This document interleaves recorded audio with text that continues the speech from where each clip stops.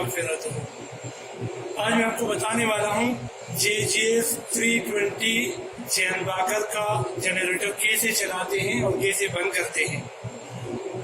इनका आज मैं आपको बताऊंगा। और चलाने से पहले क्या देखते हैं, किन चीज़ों की ऑब्जर्वेशन होती है और चलाने के बाद किन चीज़ों को ऑब्जर्व किया जाता है। लेकिन इन सबसे पहले मैं आपको बताता जाऊं कि कल बरोज़ 31 जनवरी 2019 जुमेरात कराची इज्तिमा शुरू हो रहा है।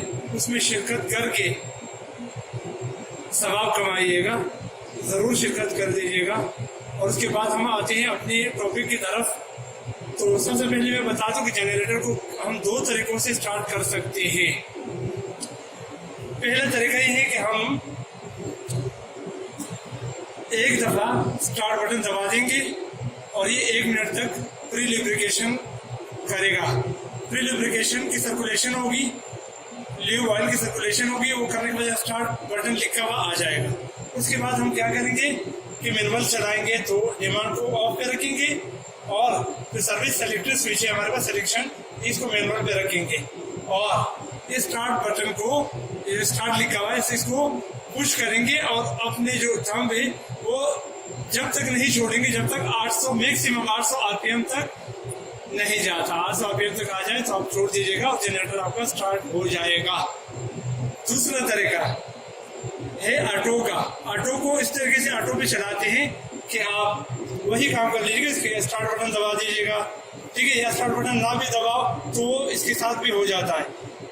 तो इस डिमांड को आप ऑन पे रख दिए और सर्विस सिलेक्शन स्विच को ऑटो पे रख दे, तो अगर आप इसके बाद आपका जनरेटर इजीली ऑटो पे स्टार्ट हो जाएगा। ये दो तरीके हुए। अब आते हैं GMP यानी गैस मिक्सचर पोजीशन की सेटिंग करना अगर जरूरत पड़े तो। खासतौर पर जो कोल्ड वेदर होता है तो उस सूरत में इसकी जरूरत पड़ती है। तो उसके लिए आपको जाना पड़ेगा पहले यूजर में, यूजर के बाद आप अपना यूजर और उसका कोड ये आप यहाँ पर इनको यहाँ पर डालोगे, फीड करोगे, उसके बाद लॉग इन करोगे। तो लॉग इन होने के बाद आप स्टार्ट इंजन स्टार्ट के ऊपर आ जाओगे F2 और उसके बाद आप अपना ये ऑटोमेटिक लिखा हुआ है, इन एरो से आप नीचे आ जाओगे ऑटोमेटिक के ऊपर।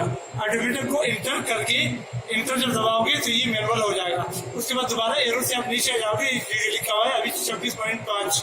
अब इनको क्या करोगे, अपने हिसाब से 18 या 15 पे रख दोगे और एरो से ऊपर आकर के दोबारा यहाँ पे मैनुअल लिखा हुआ होगा उसके ऊपर आ जाओगे। और इंजन को चाहे मैनुअल हो चाहे ऑटो पे जैसे ही स्टार्टअप करोगे तो जैसे ही जनरेटर स्टार्ट हो उसी वक्त आप इंटर करोगे तो ये मैनुअल से ऑटोमेटिक पे हो जाएगा और आपकी GMP की सेटिंग ऑटोमेटिक पे हो जाएगी और साथ में आपका जनरेटर भी चल जाएगा। तो ये जो दो तरीके हुए। अब मैं आपको बता दूं कि चलाने से पहले किन चीजों की ऑब्जर्वेशन होती है और चलाने के बाद किन चीजों को देखा जाता है। तो चलाने से पहले आप क्या करते हो, कूलिंग टावर का लेवल चेक होता है, ठीक है। जनरेटर का ल्यूब ऑयल लेवल वगैरह, जैकेट वाटर और आफ्टर कूलर हीट एक्सचेंजर के सारे बॉल, ठीक है, उनको देखा जाता है, वो ऑन होने चाहिए, ठीक है। उसके बाद सर्कुलेटिंग पंप के NRV और स्ट्रेनर के बॉल, बैटरीज के वोल्टेज, बैटरीज के इलेक्ट्रोलाइट लेवल, स्टार्टिंग मोटर वगैरह की केबल लूजिंग वगैरह तो कहीं नहीं है, उनके या टर्मिनल वगैरह के ऊपर आकर के उनको चेक किया जाता है लूजिंग तो नहीं है। जैकेट वाटर और आफ्टर कूलर के जो वेसल प्रेशर चार्ज टैंक है उनका प्रेशर चेक करना एक बार हो कम से कम।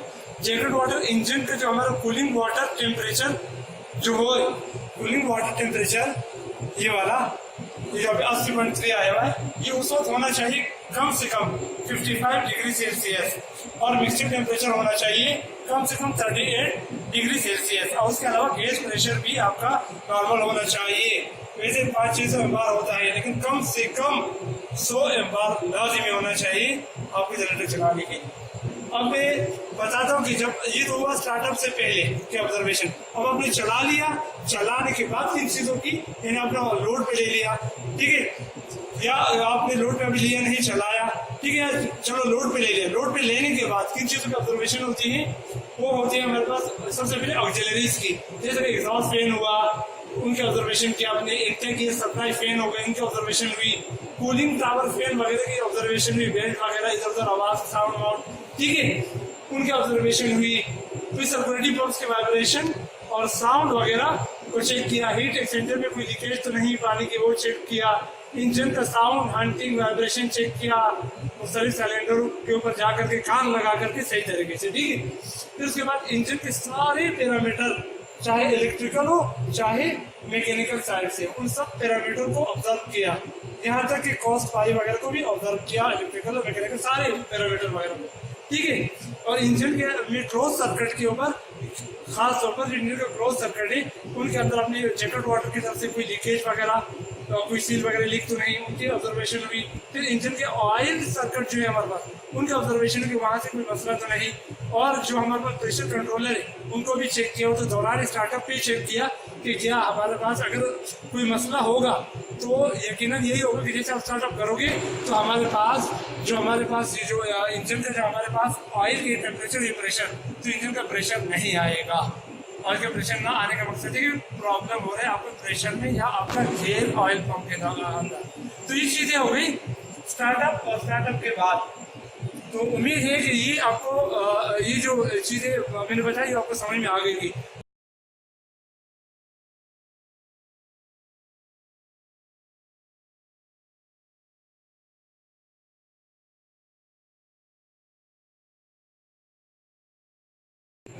और जनरेटर को बंद कैसे करते हैं तो वो मैं आपको अभी बताता हूँ कि आप पहले आप नीचे सेलेक्टर स्विच को, ये आपका जो सर्विस सेलेक्टर स्विच है ये ऑटो पे होना चाहिए, डिमांड आपका ऑन होना चाहिए, ठीक है। उसके बाद आप सारे अपना लोड वगैरह से ऑक्सिलरीज का लोड होना चाहिए, बाकी सब लोड आपने जनरेटर से हटा दिया। उस सूरत में फिर आपको ये ऑटो पर है और डिमांड को आपने ऑफ कर दिया। डिमांड को जैसे ऑफ करोगे तो जनरेटर ऑफ लोड हो जाएगा और उसके बाद ये होगा कि 1 मिनट के बाद जनरेटर बंद हो जाएगा, यानी 1 मिनट के ऊपर कूल डाउन पे जनरेटर चला जाएगा और ऑफ हो जाएगा। अगर आप नहीं चाहते हो कि आप जनरेटर कूल डाउन पे चला जाए तो इस डिमांड स्विच को, इसमें जो डिमांड आपने ऑफ किया है उसको दोबारा ऑन कर देना। तो 15 मिनट के लिए दोबारा आपका जनरेटर उस पोजीशन में आ जाएगा कि ऑफ रोड चलता रहेगा। उसके अलावा आप एक और भी काम कर सकते हो कि ये किसी भी पोजीशन में हो, जैसे अभी इस पोजीशन में है, ठीक है, या दूसरे पोजीशन के अंदर भी हो, तो उस सूरत में आप इसको मैनुअली ब्रेकर को इस ऑफ से भी आप बंद कर सकते हो। अब मैं आपको लिए चलता हूँ बिल्कुल लाइव कि इसको कैसे चलाते हैं और कैसे बंद करते हैं। तो अब मैं बोलूँगा तो नहीं, लेकिन आप देख लीजिएगा कि मैं कैसे इनको मैनुअल तरीके से चलाता हूँ और फिर बंद कैसे करता हूँ। अगर आपको ये वीडियो पसंद आई है तो प्लीज़ मेरे चैनल को लाइक करें, सब्सक्राइब करें। और अगर आप चाहते हो कि मैं आपके और भी आपको जनरेटर, खास जिनवा के जनरेटर के ऊपर और भी आपको चीज़ें बताऊं, इनके मैं आपको जैकेट वाटर सर्किट का बताऊं, ऑयल के सर्किट का बताऊं कि ये कहाँ से पाइप गए हुए, कहाँ से ऑयल जाता है, और इधर जो हमारे कूलिंग वाटर है वो कहाँ से सर्कुलेट होता है, कैसे काम करता है। तो इसके लिए आप कमेंट्स कर दीजिएगा और ये जो मेरे चैनल को सब्सक्राइब कर लीजिएगा। इंशाल्लाह ताला और काम के हिसाब से बहुत कुछ मैं आपके लिए लाने वाला हूँ। और दूसरी बात, अगर आपने मेरी पहली वाली वीडियो नहीं देखी जो मैंने बनाई है जनरेटर के ऊपर कि जनरेटर जनरेटर कैसे होता है और इनके पार्ट्स कौन कौन से होते हैं और कौन कौन से पार्ट कहाँ पर लगे हुए, तो वो वीडियो ऊपर आपको नजर आ रहा है, तो मैं कार्ड में दे रहा हूँ, वहाँ पर जाकर के आप वो वीडियो देख सकते हैं। उसके साथ ये वीडियो भी देख लीजिएगा तो अच्छी तरह समझ में आ जाएगा। तो चलिए मुझे इजाज़त दीजिएगा और अल्लाह हाफिज़।